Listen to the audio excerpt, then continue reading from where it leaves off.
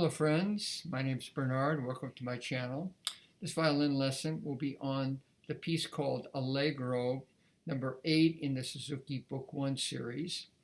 And it's a piece, taking a look at it, 3 sharps, key of A major, F sharp, C sharp, G sharp, the time signature, C common time, essentially 4/4. That's what it means. 4 beats in a measure, quarter gets the beat. Each of these quarters to start with has a dot over it, a staccato mark, which means essentially we're playing an 8th note and an 8th rest.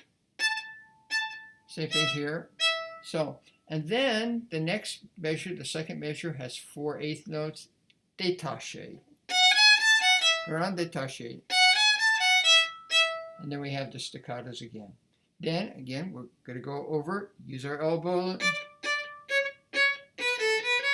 and do it all again. So the first 2 lines are forte with this staccato feeling. Now, here's an interesting new twist. The third line suddenly goes into, it says dolce, sweet. It has a strange mark. It might be an old edition that I'm using. Has a dot and a line, a staccato mark and a line. Better no mark at all. If there's no mark at all, you play legato. So because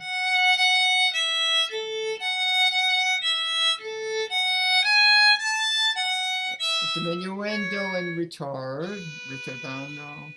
Then we have a fermata at the end of the line, which is, by a tradition, it means just take a break. That's what that fermata means. It's not actually over a note. So there we've got this a new thing in Suzuki, where we've got this style, and then suddenly we have. It could be very confusing to students to see a dot and a dash. It doesn't make any sense. There should be no mark at all. But I'm sure the publishers felt, well, we have to put something. If we just have the notes, the F, F, E, without any marking over it, the student will automatically play staccato. But I always tell my students, there should be no mark over there. If you're reading the music closely, you'll notice the beginning of the piece has dots, and then in the third line there's no dots, then you play it different. And then the piece ends.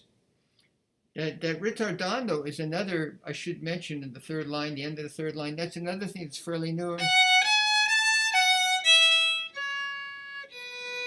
Not easy for students to do. That's something I always have to work on my students, to have them have the sense of the music slowing down. And then you pick up the tempo again.